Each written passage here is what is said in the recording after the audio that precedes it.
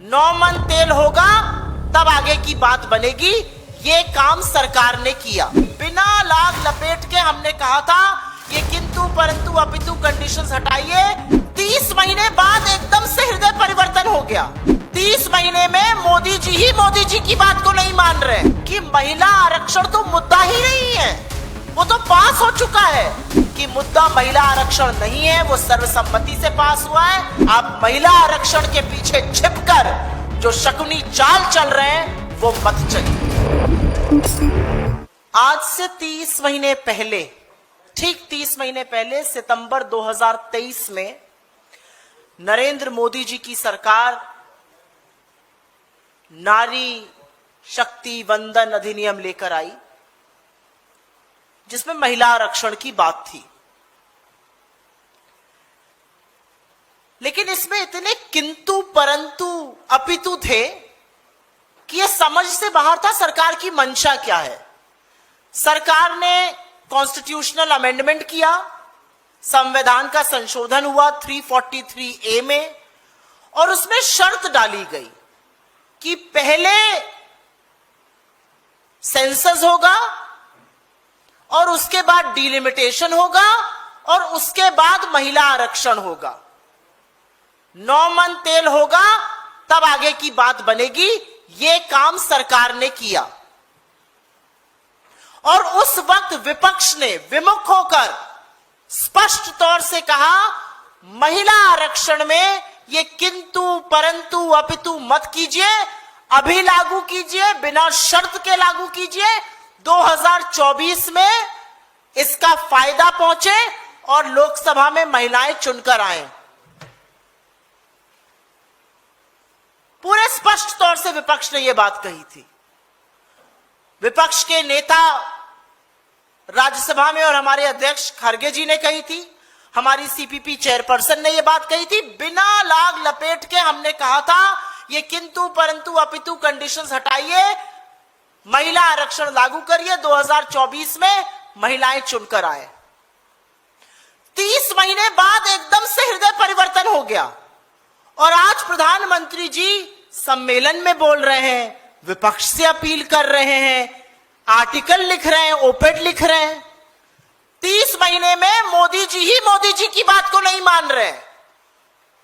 क्या हृदय परिवर्तन हुआ उसके बारे में अभी चर्चा करते हैं, लेकिन 30 महीने में ही अपनी मर्जी से बनाया हुआ कानून, जो बिना किसी कंसल्टेशन के बनाया, अपनी मर्जी से बनाया, बिना ऑल पार्टी मीटिंग करते हुए बनाया, अपनी इच्छा थोपी, अब उस इच्छा को दोबारा बदलने जा रहे हैं। और आज द हिंदू में श्रीमती सोनिया गांधी जी ने, जो कांग्रेस पार्लियामेंट्री पार्टी की चेयरपर्सन है और महिला सशक्तिकरण की इस देश में सबसे बड़ी ध्वजवाहक है, उन्होंने स्पष्ट तौर से सरकार के इस जुमले की कलई खोली और यह कहा है कि महिला आरक्षण तो मुद्दा ही नहीं है, वो तो पास हो चुका है। और हमने आपसे कहा था कि उसको बिना डिलिमिटेशन, बिना कास्ट सेंसस, बिना ये सब किए पास करिए। वो बता रही है और ये बहुत पते की बात है कि मुद्दा महिला आरक्षण नहीं है, वो सर्वसम्मति से पास हुआ है। असल में मुद्दा डिलिमिटेशन और परिसीमन है। आप महिला आरक्षण के पीछे छिपकर जो शकुनी चाल चल रहे हैं वो मत चलिए। बिल्कुल स्पष्ट तौर से सोनिया जी ने अपने आर्टिकल में इसको साफ तौर से यह लिखा है। अभी मैं थोड़ी देर पहले प्रधानमंत्री महोदय का एक सम्मेलन सुन रही थी। उन्होंने कहा जो कांग्रेस चाहती थी हम तो वही कर रहे हैं। कांग्रेस कहती थी 2024 में करिए, कांग्रेस कहती थी कोई कंडीशन मत करिए। और आपकी याद ताजा करा दूं, जिस नींव पर यह महिला आरक्षण लोकसभा, राज्यसभा और तमाम असेंबलीज में आएगा, वो नींव कांग्रेस पार्टी की डाली हुई है। 73rd and 74th constitutional amendment के चलते पंचायती राज में 1/3 महिलाओं को आरक्षण देने का काम कांग्रेस पार्टी ने किया था और इसके सबसे बड़े सपोर्टर, इसके जनक श्री राजीव गांधी जी थे। और आज असलियत यह है कि उस अफर्मेटिव एक्शन का प्रभाव हम देख रहे हैं। आज 15 लाख से ज्यादा चुनी हुई निर्वाचित महिलाएं पंचायती राज में चाहे वो गांव की प्रधान हो या ब्लॉक प्रमुख हो या जिला पंचायत में हो, ऐसी 15 लाख निर्वाचित महिलाएं हैं, उनकी कुल संख्या 40% से ज्यादा है। 1/3 आरक्षण देने का काम कांग्रेस पार्टी की सरकार ने किया था, सर्वसम्मति से किया था, ऑल पार्टी मीटिंग बुलाकर किया था। इस पर बहुत विवेचना हुई थी, बहुत चर्चा हुई थी और उसके बाद सर्वसम्मति से इसको लागू किया गया था। तो 2023 में मोदी जी को लगा कि आधी आबादी को आकर्षित करने के लिए ये एक शगुफा फेंका जाएगा। ये शगुफा फेंका गया। उनको यह आभास नहीं था कि उनका जनाधार निपट चुका है। उनको यह आभास नहीं था कि वो 400 की बात कर रहे हैं और जनता उनको 240 पर लाके पटकेगी। जनता समझ गई कि यह जुमला था, क्योंकि जनता को पता था कि आपकी मंशा, आपकी सोच, आपका इरादे में खोट है और अगर खोट ना रहती तो बिना शर्त आप लागू करते। लेकिन अब एकदम से वक्त बदल गया, हालात बदल गए और अब मोदी जी को लगा चलो फिर से एक नया शगुफा लागू करते हैं।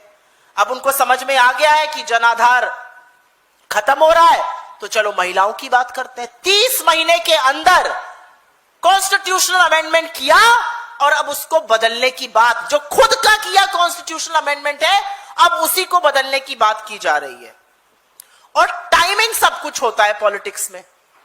सबको पता है बंगाल में और तमिलनाडु में चुनाव चल रहे हैं। सबको पता है सारे लोग वहां पर प्रचार में व्यस्त होंगे। क्या नरेंद्र मोदी जी ये नहीं जानते कि बंगाल के चुने हुए 42 सांसद, और मैं सिर्फ लोकसभा की बात कर रही हूं, वो बंगाल में प्रचार कर रहे होंगे? क्या वो नहीं जानते कि तमिलनाडु के 39 सांसद वहां पे प्रचार प्रसार में व्यस्त होंगे? 3-3 चिट्ठियां लिखी विपक्ष के नेताओं ने और कहा 29 अप्रैल के बाद जब अंतिम चरण खत्म हो जाएगा चुनाव का, आप एक ऑल पार्टी मीटिंग बुलाइए और इस पर चर्चा कर लीजिए। लेकिन आपकी मंशा, आपकी नियत में खोट है, क्योंकि आपकी नियत महिला सशक्तिकरण की नहीं है और इसी बात का पूरा पूरा उल्लेख सोनिया जी ने किया है। क्या ये स्पेशल सत्र जो 3 दिन के लिए बुलाया जा रहा है 16 तारीख से, क्या ये स्पेशल सत्र की जो बातें हैं ये 3 अप्रैल से पहले जब चल रहा था सेशन तब नहीं हो सकती थी? क्या ये 10 अप्रैल के बाद जो अभी चुनाव खत्म हुए 9 तारीख को जिसकी वोटिंग हुई तब नहीं हो सकती थी? क्या कारण है कि बीच चुनाव में आपको बुलाकर लोगों को यह करना पड़ रहा है? और कारण है आपकी मंशा, कारण है आपकी कुटिलता, कारण है कि आप महिला आरक्षण के पीछे छुपकर एक फ्लॉड डिलिमिटेशन करना चाहते हैं और आप जातिगत जनगणना से बचना चाहते हैं। और उस पर अभी मैं चर्चा करूंगी। बहस महिला आरक्षण है ही नहीं। महिला आरक्षण तो हम कब से कह रहे हैं कीजिए। हां, यह मुद्दा जरूर हो सकता है कि जिस तरह का शोषण होता है महिलाओं का, जिस तरह की हालत भाजपा के राज्यों में महिलाओं की है, उनकी पार्टी में महिलाओं की है, उस पर जरूर चर्चा की जा सकती है। तो आज जब यह सरकार दोराहे पर आकर खड़ी है तो महिला आरक्षण के पीछे छिपकर परिसीमन की शकुनी चाल चली जा रही है। शकुनी चाल चली जा रही है कि जातिगत जनगणना न करनी पड़े। और यहां पर मैं आप सबके माध्यम से जनता को याद दिला दूं, 1 साल पहले राहुल गांधी जी ने यह बीड़ा उठाया था कि जातिगत जनगणना इस देश में होकर रहेगी और यही सरकार जिसने सुप्रीम कोर्ट में एफिडेविट लिखकर दिया था और कहा था जातिगत जनगणना नहीं होनी चाहिए, जिस प्रधानमंत्री ने कहा था कोट एंड कोट ये अर्बन नक्सल वाले जातिगत जनगणना कराना चाहते हैं, उन्होंने नाक रगड़ के जातिगत जनगणना की बात मानी जो गुहार राहुल गांधी जी ने लगाई थी। और इसी बात का उल्लेख सोनिया जी अपने आर्टिकल में करती हैं कि सरकार जातिगत जनगणना से भागेगी और अभी हम आपको बताते हैं क्यों। जो पिछली जनगणना थी वो 2011 में की हुई है, तो उस हिसाब से जनगणना 2021 तक हो जानी चाहिए थी। 5 साल आपकी जनगणना डिले चल रही है, डिजिटल हो रही है तो 2027 तक आंकड़े आएंगे। तो ऐसी कौन सी जरूरत पड़ गई कि डिलिमिटेशन आप बिना इस जनगणना के रिजल्ट आए कर रहे हैं? यह सवाल पूछा जाएगा आपसे। जिन जिन राज्यों में एसआईआर हुआ है, लाखों करोड़ों लोगों के नाम कटे हैं। मतलब ये पता चल रहा है, सरकार ये मान रही है, हम कहते हैं फ्लॉड है, सरकार ये मान रही है कि जनगणना इधर उधर चेंज हो रही है। तो आप किस आधार पर डिलिमिटेशन करिएगा? आप कैसे डिसाइड करिएगा कौन सी एससी एसटी की सीट्स है, जब आपके पास जनसंख्या का आधार ही नहीं है? आप देखिए जो नतीजे तेलंगाना और बिहार में जातिगत सर्वे के आए हैं, इस आर्टिकल में मैम ने उसका भी जिक्र किया है, उल्लेख किया है। वो जातिगत सर्वे चौंकाने वाले हैं। वो बताते हैं कितनी पिछड़े वर्ग की पॉपुलेशन है, और उसके आधार पर बार बार कांग्रेस पार्टी ने 2023 में भी, जब आप ये कानून पारित कर रहे थे, हमने कहा था ओबीसी महिलाओं के लिए दरवाजे खोलिए, उनको आरक्षण दीजिए। लेकिन क्योंकि ये ना करना पड़े, क्योंकि जातिगत जनगणना ना करनी पड़े, आप डिलिमिटेशन को बढ़ाए दे रहे हैं। और एक बात जो सोनिया जी ने अपने आर्टिकल में लिखी है, वो न्याय संगत बात है, वो इस देश को जोड़ने की बात है। उसी ने इस देश को जोड़े रखा है। डिलिमिटेशन एक अंक गणित नहीं है कि 40 से इतनी हो जाएंगी, 80 से इतनी हो जाएंगी। This is not arithmetic. ये इक्विटी और समानता राजनीतिक रूप से भी होनी चाहिए, और यह बिल्कुल स्पष्ट तौर से सोनिया जी ने अपने आर्टिकल में लिखा है। डिलिमिटेशन का मतलब सिर्फ सीटें बढ़ाना नहीं है। डिलिमिटेशन का मतलब है आप इक्विटेबल रिप्रेजेंटेशन दीजिए। जो राज्य परिवार नियोजन में अग्रणी रहे, जो छोटे राज्य हैं, उन्हें तुलनात्मक रूप से या पूरी तरह से कोई भी नुकसान नहीं होना चाहिए। लेकिन आप जो करने जा रहे हैं, बिना जनगणना के आंकड़े आए, वो totally flawed, totally wrong delimitation है। क्योंकि आप ही के सर्वे ये बता रहे हैं कि जनगणना पूरी तरह से गणना बदल चुकी है। और इसीलिए सवाल इस बात का है कि ये क्यों किया जा रहा है, इतनी हड़बड़ी क्यों है, ऐसी क्या आन पड़ी कि एकदम से मोदी जी को यह करना पड़ रहा है। और इसका पूरा पूरा साफ सपाट जवाब है, महिला आरक्षण के पीछे छिपकर शकुनी तरीके से परिसीमन करना है और कहीं ना कहीं जातिगत जनगणना से भागना है। वेट करिए जनगणना के आंकड़ों का, उसके आधार पर परिसीमन होना चाहिए। परिसीमन करते वक्त आपको याद रखना चाहिए कि जिन राज्यों ने पैरामीटर्स पे अच्छा परफॉर्म किया, उनको नुकसान ना हो। आप नॉर्थ साउथ की डिवाइड मत क्रिएट कीजिए इस देश में, जो आप करने की कोशिश कर रहे हैं। सबको पता है आपका यह शिगुफा इसलिए है क्योंकि नरेंद्र मोदी जी को एक नया बहाना चाहिए। अब कैसे कहेंगे कि काम नहीं कर पा रहे हैं?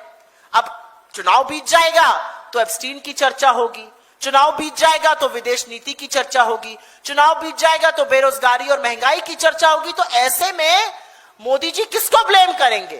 कैसे कहेंगे विपक्ष काम नहीं करने दे रहा है, नेहरू जी काम नहीं करने दे रहे, इंदिरा जी ने हाथ पकड़े हुए हैं, राहुल जी आके खड़े हो गए, मोदी जी को कलम नहीं चलाने दे रहे, कैसे कहेंगे?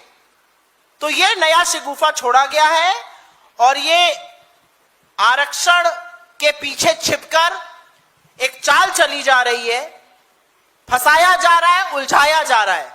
लेकिन जो मेन मुद्दा है, जैसा कि सोनिया जी ने स्पष्ट तौर से कहा है, जैसा कि कांग्रेस वर्किंग कमेटी ने निर्णय लिया, this is not an issue of women's reservation. ये महिला आरक्षण का मुद्दा है ही नहीं, वो सर्वसम्मति से पारित हो गया। आपने उसमें किंतु अपितु परंतु लगाया। ये मुद्दा डिलिमिटेशन का है, ये रिप्रेजेंटेशन ऑफ स्टेट्स का है, ये जातिगत जनगणना का है, जिन मुद्दों से आप आंख बचाकर मुंह छिपाकर भागना चाह रहे हैं। तो बजाय न्यूज़पेपर्स में ओपेड लिखने के, बजाय सम्मेलन करने के, बजाय मंचों से विपक्ष से अपील करने के, ऑल पार्टी मीटिंग बुलाइए। और जिस तरह से आप बीच चुनाव में एक स्पेशल सेशन बुला रहे हैं, आप बंगाल के 42 और तमिलनाडु के 39 सांसदों और तमाम सीनियर लीडर से यह हक छीन रहे हैं कि वो जाकर वहां प्रचार प्रसार कर सके, वो जनता के बीच में जा सके। यह हक आप उनसे छीन रहे हैं और यह देश देख रहा है।